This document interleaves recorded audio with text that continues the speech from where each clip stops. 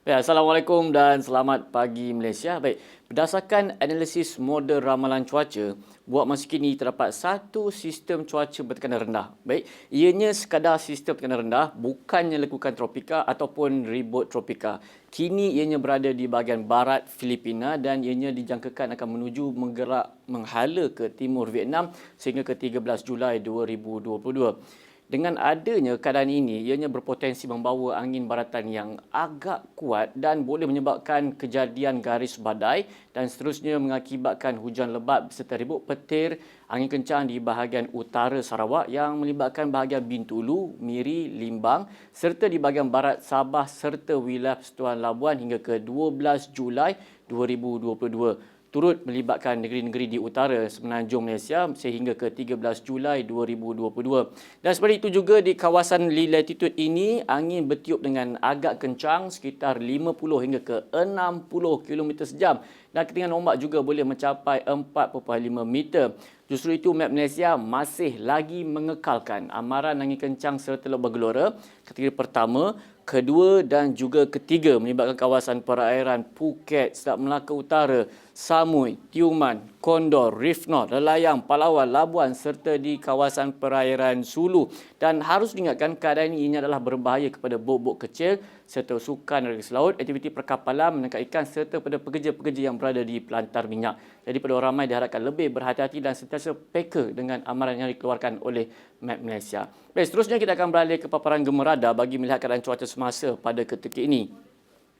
Garis badai yang berlaku sejak awal pagi tadi telah pun terbentuk di Selat Melaka daripada Selat Melaka Utara sehingga ke Selat Melaka Selatan. Dan atas faktor inilah kenapa buat masa sekarang negeri-negeri di bahagian pantai barat dan juga di utara mengalami keadaan cuaca yang agak lembap. Di Lembah Kelang pada ketika ini dalam keadaan yang agak mendung. Hujan di satu tempat kini sedang berlaku di sekitar pesisir pantai di negeri Selangor.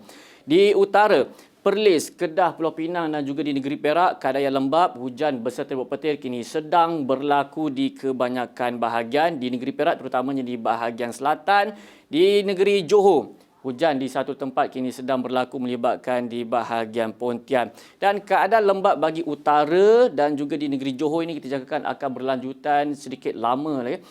Kita jangkakan akan berlanjutan sehingga ke awal tengah hari nanti ataupun awal petang. Yang mana hujan yang berlaku di Selat Melaka ini kita jangkakan akan terus memasuki ke kawasan daratan selari dengan angin baratan yang tiup buat masa kini. Dan pada petang nanti kita jangkakan di bahagian pedalaman Semenanjung, di pedalaman Semenanjung, di Selangor, Negeri Sembilan dan juga di Negeri Pahang akan mengalami hujan beserta petir di satu tempat di bahagian pedalaman. Tetapi di bahagian pantai timur di Negeri Kelantan, Terengganu dan juga utara di Negeri Perak kita jangkakan akan berlaku hujan pada lewat petang. Di bagi utara dan juga di Negeri Johor kita jangkakan akan bermula hujan pada awal tengah hari nanti ataupun awal petang nanti. Baik, bagi negeri Sabah dan juga Sarawak, keadaan yang agak mendung pada ketika ini. Di negeri Sabah, hujan di satu tempat kini sedang berlaku di bahagian pantai barat sahaja buat masa kini. InsyaAllah akan beransur-ansur reda tidak lama lagi. Di negeri Sarawak, tiada hujan yang berlaku pada ketika ini, Alhamdulillah. Tetapi pada petang nanti, kita jangkakan masih lagi keadaan yang agak lembap, hujan beserta petir. Di negeri Sarawak, hujan akan lebih tertumpu di sekitar bahagian utara dan juga pedalaman, melibatkan di bahagian Limbang, Miri, Kapit dan juga Seri Aman. Begitu juga di bahagian barat, sedikit akan berlaku di sekitar bahagian Kuching, Serian dan juga Samarahan. Hujan kita jangkakan akan berlaku dalam tempoh lewat petang hingga ke awal malam. Di bahagian tengah di negeri Sarawak ini kita jangkakan keadaan cuaca yang agak mendung pada petang nanti.